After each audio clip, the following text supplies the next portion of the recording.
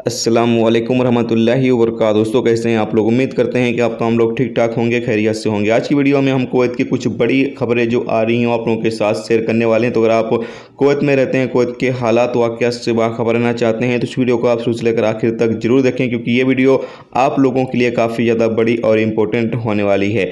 पहली अपडेट ये है कि रेसिडेंस अफेयर्स के असिस्टेंट अनवर अब्दुल लतीफ़ अल बरजस ने कहा है कि कुवैत में और कुवैत के बाहर रहने वालों के लिए आर्टिकल 18, 20 और 22 के तहत आने वाले गैर मुल्कियों के लिए हेल्थ इंश्योरेंस की प्रोसेस में बदलाव किया गया है। आर्टिकल 18 के तहत कुवैत में रहने वाले गैर मुल्कियों को 2 साल का हेल्थ इंश्योरेंस दिया जाता है, जबकि कुवैत से बाहर लोगों को 1 साल का हेल्थ इंश्योरेंस दिया जाता है। कुवैत के अंदर आर्टिकल 20 पर गैर मुल्कियों को 3 साल का हेल्थ इंश्योरेंस दिया जाता है और कुवैत से बाहर रहने वालों के लिए 1 साल का हेल्थ इंश्योरेंस की छूट दी जाती है।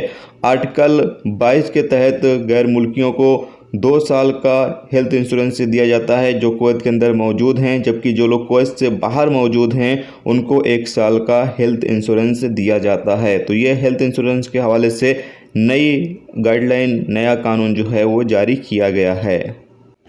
इसके अलावा अगली अपडेट ये है कि स्थानीय रिपोर्ट के अनुसार मिनिस्ट्री ऑफ मैन पावर ने बताया है कि कुवैत में 60 साल और उससे ज़्यादा उम्र के गैर मुल्कियों के लिए वर्क परमिट रिन्यूअल करने की मंजूरी देने के प्रस्ताव पर सहमति व्यक्त की है और जो फीस है वो हर साल की बुनियाद पर 2000 केडी जो है वो ली जाएगी, जबकि जिन लोगों के पास हाई स्कूल सर्टिफिकेट है उन लोगों का ही सिर्फ यहां पर रिन्यूअल किया जाएगा।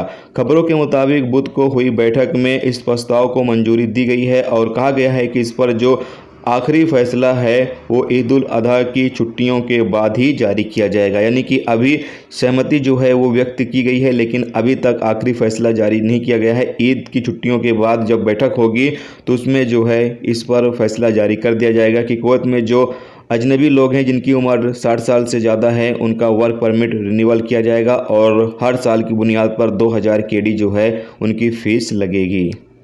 इसके अलावा अगली अपडेट ये है कि कुवैत में जो एक इंडियन डिलीवरी मैन की हत्या कर दी गई थी उसको लेकर अल कसाब ने एक अभियान चलाया और इस अभियान के दौरान ये कहा गया कि जो इस बंदे की फैमिली का सपोर्ट करने के लिए लोग जितना ज़्यादा हो सकें सपोर्ट करें।